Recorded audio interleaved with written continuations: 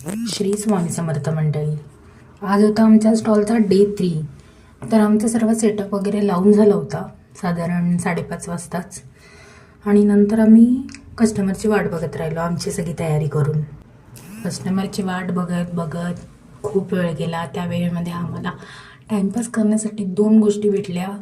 एक छोटी मुलगी आली होती, म्हणजे आमच्या फ्रेंडचीच आहे त्यांचे. तर त्या मुलीच्या पप्पांनी पण आम्हाला तंदुरीची पार्टी दिली. म्हणजे आम्हीच बनवलं ते, पण चिकन त्यांच्याकडून होतं.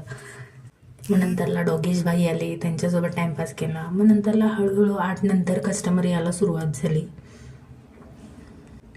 जास्त कोणाला अजून ओळख न झाल्यामुळे कस्टमरचा रिस्पॉन्स जरा कमी आहे, पण त्यातल्या त्यात सुरुवातीचे दिवस म्हणून खूप चांगले चाललं आहे. स्वामींची कृपा.